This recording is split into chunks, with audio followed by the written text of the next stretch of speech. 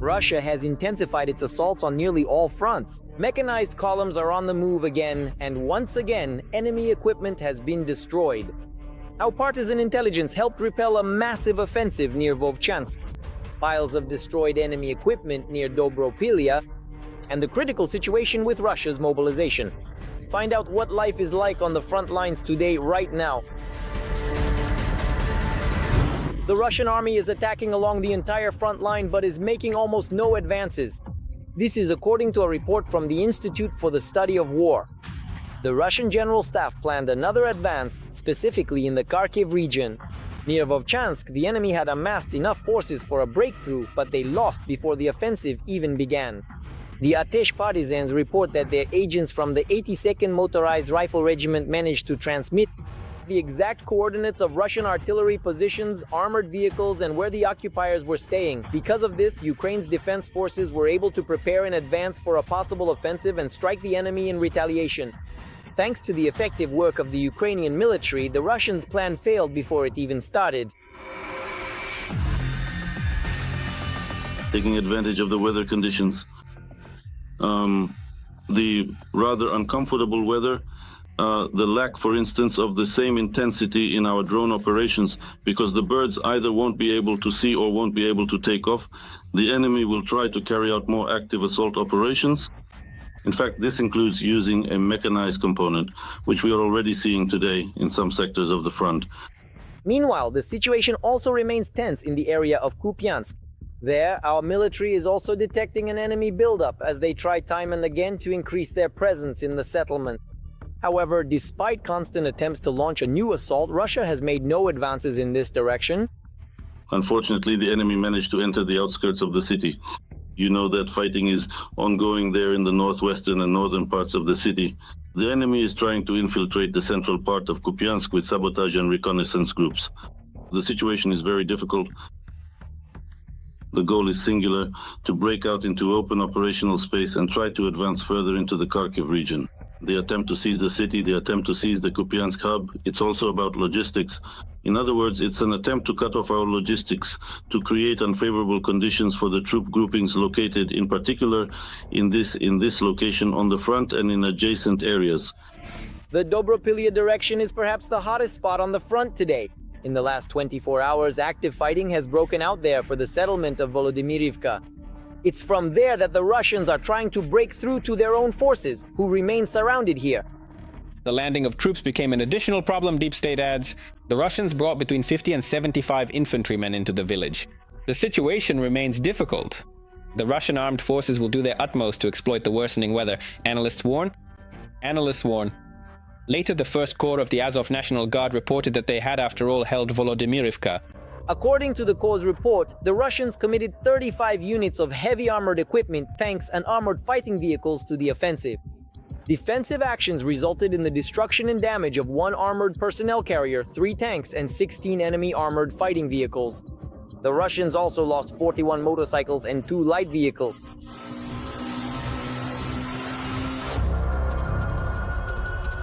Near neighboring Pokrovsk, the Russian Federation also decided to build up its forces. An infantry group on motorcycles went for the breakthrough. The result, minus 13 motorcyclists and no progress.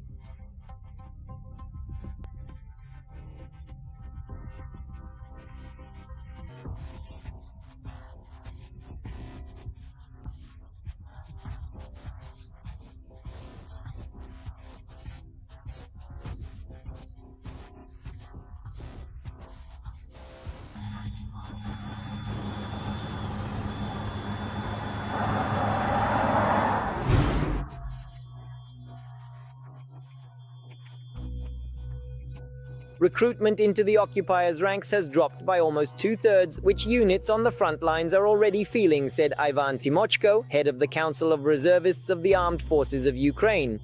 According to him, the Russian Federation is trying to solve this problem in several ways. In particular, they passed a bill in its first reading that allows for mobilization for conscript service throughout the year. Timochko says that the Russian Federation may use conscripts, including in the war against Ukraine. For the last 2 quarters, they've been recruiting quarterly, not even monthly, about 30,000, maybe 35. Whereas before they recruited that number in a month, and now it's over 3 months. So per month, they are now recruiting 10, maybe 12,000.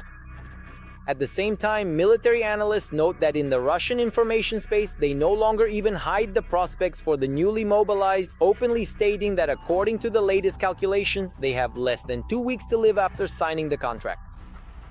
The mayor of the city of Strezhevoy in Tomsk Oblast has reached a new level of sincerity and honestly said that new contract soldiers are needed to replace the killed and wounded. According to the head of the city, he recruits new people on Friday and on Monday, buries the old ones. Military correspondent Romanov gave a more detailed explanation of why people are constantly needed at the front. The lifespan of an assault trooper is 12 days. This covers signing the contract, training at the range, and the assault itself.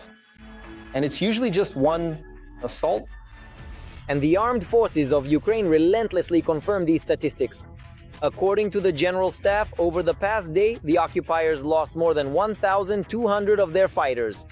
In total, the number of Russian losses has surpassed 1,122,000 people. Ukraine is preparing for a new stage of the war. US President Donald Trump, commenting on an upcoming meeting with Volodymyr Zelensky, stated that Kyiv intends to go on the offensive. According to the American leader, this decision will be one of the key topics of his talks with the Ukrainian president. We will talk to him about the war. And we will talk about the fact that, as I understand it, they want to go on the offensive. I will make a decision on this matter. But they would like to start an offensive. You know that. And we will have to make a decision. We're talking about small local pushes against the Russian army in the Donetsk region, the so-called Dobropilya salient, and the Sumy region in northern Ukraine. These are 2 locations where Ukraine is currently succeeding in driving out Russian troops. Yes, it may not be fast and it may not be on a large scale, but it is succeeding. As for the Donetsk region, a fierce defensive operation by the Ukrainian Defense Forces continues in the Pokrovsk sector. The Russian army is suffering colossal losses while trying to break through to the city. The approaches to Pokrovsk are becoming another large cemetery for the Russian army. Thousands of occupiers are being eliminated on the outskirts of the city and in nearby settlements, reports the General Staff of the Armed Forces of Ukraine. In the city itself, the fight continues against enemy sabotage groups, which do not cease their attempts to gain a foothold. There, the defense forces are conducting stabilization and counter-sabotage measures, as well as an active defense. Thus, since August 21st, 2025, Ukrainian defenders have neutralized about 14,000 Russian occupiers. Of these, 8,402 are irreversible losses, 5,419 are wounded, and 124 are prisoners. Also, 182.8 square kilometers of territory have been liberated. Another 230.1 square kilometers have been cleared of sabotage groups. The enemy's equipment losses amounted to 1,289 units, including 32 tanks, 101 AFVs, 154 artillery systems, 5 MLRs, 435 motor vehicles, 562 motorized vehicles, and also more than 4,000 drones. How well the Ukrainian army can balance inflicting damage on advancing Russian units while also conducting a planned withdrawal. I believe that balance is being maintained. A deliberate withdrawal, where possible, and maximum losses for the Russian army. The idea is that sooner or later the Russian army won't be able to sustain these regular offensive actions because of the high number of casualties and will be forced to halt at certain lines. The Russian Federation is tightening the ring around Pokrovsk for 13 months in a row. The only option where Ukraine is trying to push through and encircle something is this Dobropilya, this salient from a month ago, which the Russian Federation gnawed through. But not everything is going well there either, because the Russian army continues to throw people there in order to hold this salient, to hold this base, and to try once again but with many times more forces to break through into this segment of the front and break the Ukrainian front into pieces. Meanwhile, Trump, commenting on the war, once again addressed the Russian dictator Putin with a call to stop killing Ukrainians. According to him, Russia has already lost about 1.5 million people in the war, and these are predominantly military personnel. Stop killing Ukrainians. Stop killing Russians. It seems to me that it would be very important now with the Americans to finally, so to speak, synchronize our watches, in which direction we can move. Because Russia is intensifying its attacks and continues to press on the front, and this obviously creates very big problems. Will we be able to continue to effectively counter all these attempts?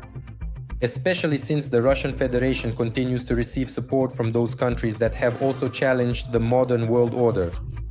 And here's the question. To what extent can we now hope to see some kind of peaceful settlement in the foreseeable future? Will Trump truly change his approaches and vision on how to achieve a peaceful settlement? Or will this be a different story, so to speak, for the longer term? Thus, the upcoming meeting between Trump and Zelensky becomes a key moment. Much will depend on it, not only the future situation on the front, but also the coordination of military support, the development of a strategy, the ability to deter Russian aggression, and strengthening Ukraine's position in this war.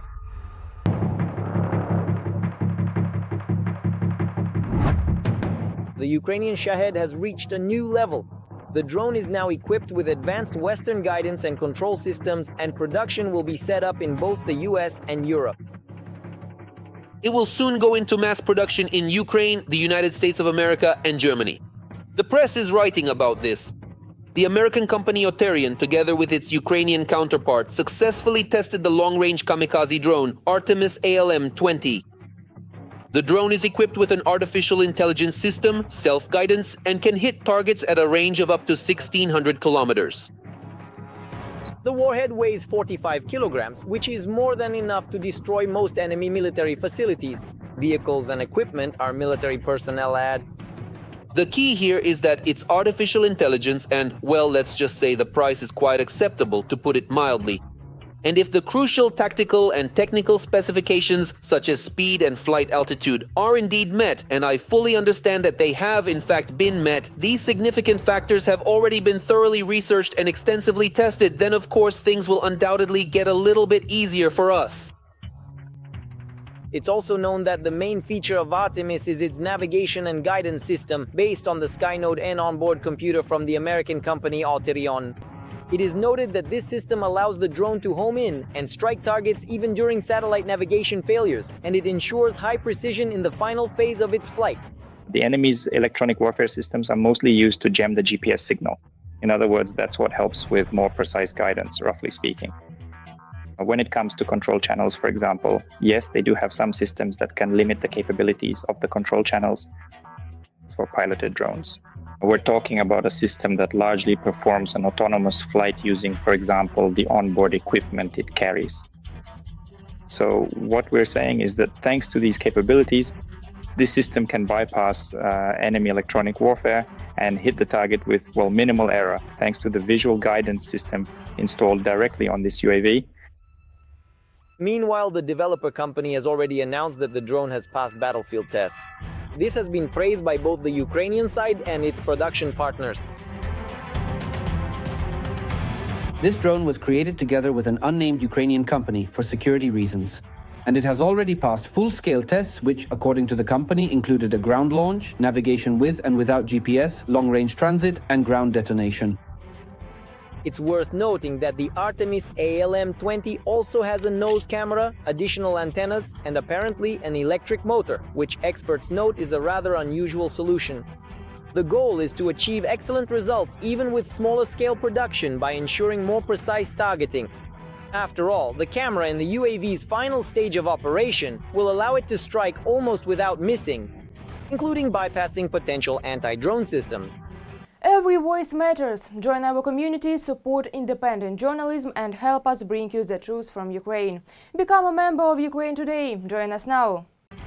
First and foremost, they will be intended for and used to destroy those targets that affect the military power of the terrorist state and its ability to conduct combat operations in Ukraine.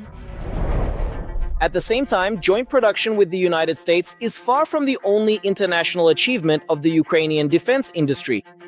Most often, Western partners are willing to invest specifically in drones.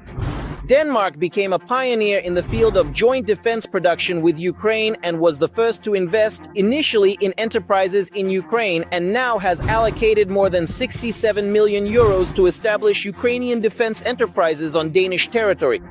Finland was also one of the first to embark on joint production with Ukraine. Back in November 2024, the Finnish defense consortium Suma Defense established a drone manufacturing enterprise on Finnish territory in partnership with 4 Ukrainian companies. The United Kingdom has also focused on drones.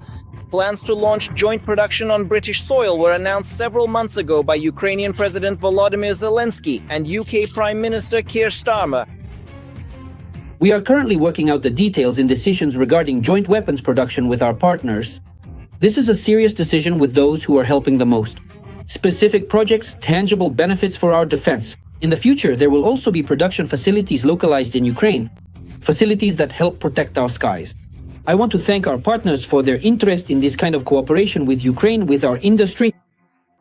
At the same time, the EU has allocated 1.5 billion euros for a defense plan and cooperation with Ukraine, Bloomberg reports. The main goal of the program is to optimize the procurement and production of weapons, including joint efforts with Ukraine.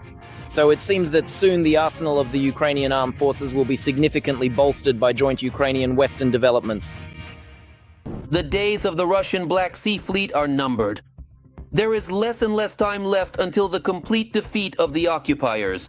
This week, Ukraine marks the 3rd anniversary since the first strike on the Crimean bridge.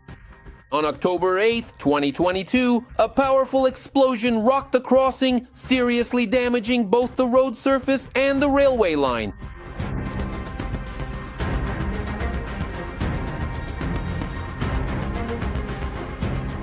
At that time, a completely new and unique branch of the military appeared in Ukraine, and its own advanced type of weapon, naval drones. As a result of the incident, automobile traffic on the Crimean bridge was halted. That was when the whole world learned what Ukrainian naval drones are capable of. Ukraine has demonstrated that its naval drones, here they are, there's probably a picture of what they look like. These naval drones are an effective weapon. Over the past 3 years, Ukrainian naval UAVs have become the masters of the Black Sea. Meanwhile, Putin's much vaunted Black Sea Fleet has been forced to hide from our drones in remote ports. This is in a way an army of the future. It's an element that will help save human lives and allow for more effective operations. The effectiveness of modern Ukrainian naval weaponry is hard to dispute. Time and again, it manages to break through enemy defenses and make its way into Russian ports and bays. Drones, both in the air and on the ground, are highly visible. And even automatic cannons are used against them. So basically they're firing as if aiming, but really just by eye, and yet they can't hit it. And this is despite the fact that the lighting is excellent, it's clearly visible, and it's moving relatively close by. They still can't hit it. It's a total disaster. And with each new attack on Russian warships, Ukrainian drones are becoming more and more advanced technologically. Naturally, now the entire chain will be targeted, simply because the Ukrainians have taken this on seriously. They're succeeding. They see that Russia's air defense system is literally failing everywhere. So why not give it a try? Now, Putin no longer has a single remote base left in the Black Sea where the bunker dweller could hide his fleet from Ukrainian drones. It has become known that Ukroboronprom has just signed a cooperation agreement with American partners, which gives Ukraine the opportunity to acquire an entirely new type of drone ekranoplans with a range of almost 5,000 kilometers and a payload capacity of up to 1 ton. We have agreed to cooperate within the float and fly concept, and we also plan to jointly develop solutions to increase the speed and stability of our products.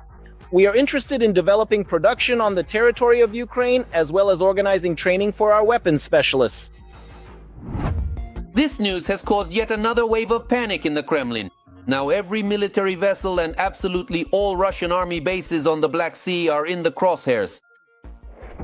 we can clearly see that both the significant quantity and the enhanced quality of these advanced drones now effectively allow the Ukrainian military to strategically vary their operational use and thereby create a certain more diverse mix of different types of drones in order to successfully achieve their critical objectives.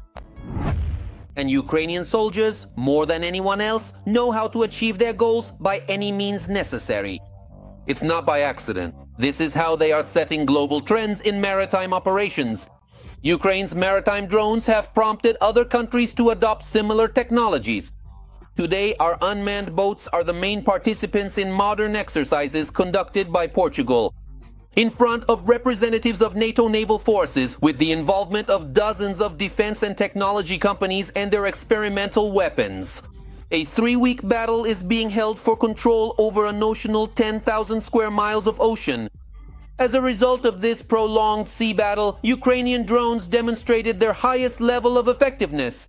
Now, according to military experts, the experience gained by the Ukrainian armed forces will be scaled up in the Black Sea.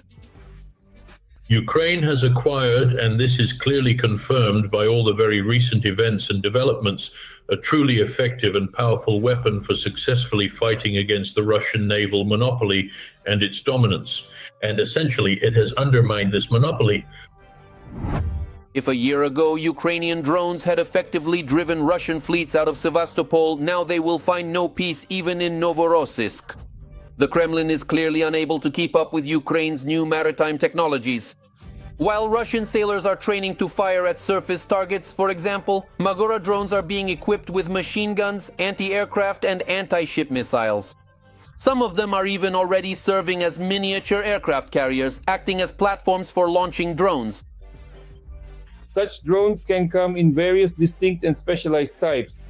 Moreover, they can be effectively utilized in coordinated swarms to reliably and consistently inflict significant damage upon the enemy fleet's vessels and infrastructure. By invading Ukraine in 2014, Putin triggered a whole revolution in naval warfare. Over the past 3 years, Ukraine has completely rewritten the course of such battles. And Western experts are already comparing its contribution to the development of naval forces to such technological breakthroughs of their time as the construction of submarines or even the transition from sails to steam power on ships. Ukraine's main intelligence directorate is showcasing its new equipment and openly announcing serious problems ahead for the occupiers.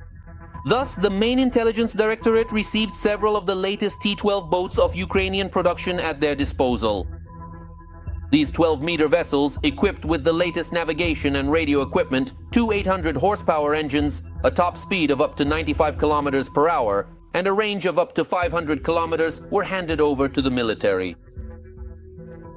This important work is entirely carried out and supported by dedicated volunteers. These individuals generously contribute their time and effort, making a significant positive impact for the assigned tasks. These include logistics, standard, assault, and evacuation tasks. Thanks to such Ukrainian boats, the intelligence officers have managed to carry out more than one successful special operation behind enemy lines.